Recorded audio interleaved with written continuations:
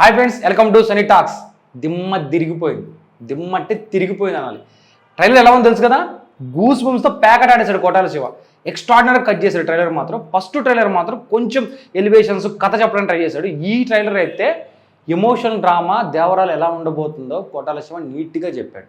అసలు వర క్యారెక్టర్, దేవర క్యారెక్టర్ ఎలా డిజైన్ చేశాడో క్లియర్ కట్గా చెప్పాడు. వర ఫస్ట్ ట్రైలర్లో కొంచెం పిరిగివాడిలాగా చూపిస్తారు, ఈ ట్రైలర్లో బీభత్సంగా ఫైట్ చేశాడు. అంటే వర క్యారెక్టర్ వెనకాల చాలా ఆర్క్ ఉంది. సో వర క్యారెక్టర్ చాలా పవర్ఫుల్గా డిజైన్ చేసాడు అనిపించింది.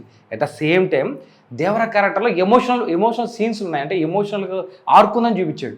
సో ఇద్దరికి క్వైట్ ఆపోజిట్ క్యారెక్టర్ డిజైన్ చేశాడు దేవరాలో కొట్టాల శివ అనిపిస్తుంది నాకు. అసలు బీజిఎం కొట్టాడు అనిరుద్ అన్న, దన్నమన్నా నీకు ఏందన్నా బీజిఎం ర్యాంప్ అంతే. నాకు అర్థం థియేటర్ల దగ్గర ఎన్టీఆర్ అనే యాక్టింగ్కి, అనిరుద్ బీజిఎంకి, కొట్టాల శివ టేకింగ్కి ఫిదా అవ్వాల్సింది. నాకు తెలిసి థియేటర్లో ఎవడో కూర్చోడు, చీటి చింపేస్తాడు అనిపిస్తుంది. ఆ ట్రైలర్తో నాకు పూర్తి కథ అర్థమైపోయింది. దేవరా అనేది ఒక నార్మల్ కథ కాదు, అది లార్జర్ దెన్ లైఫ్ అనిపిస్తుంది. చాలా మంచి కథతో వచ్చాడు కొట్టాల శివ.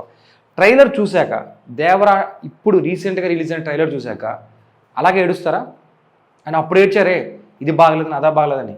అలాగే ఏడిసినా ప్రాబ్లం లేదు, ఎందుకంటే తొక్కుకుంటూనే వెళ్తాడు. మీ నెగిటివ్ రివ్యూస్ని తొక్కుకుంటూ వెళ్ళి సెప్టెంబర్ 27న బాక్స్ ఆఫీస్ ఏరడానికి వస్తున్నాడు దేవరా.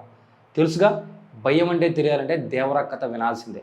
సెప్టెంబర్ 27 అంటే 27 బాక్స్ ఆఫీస్ దేవరాని వేడు.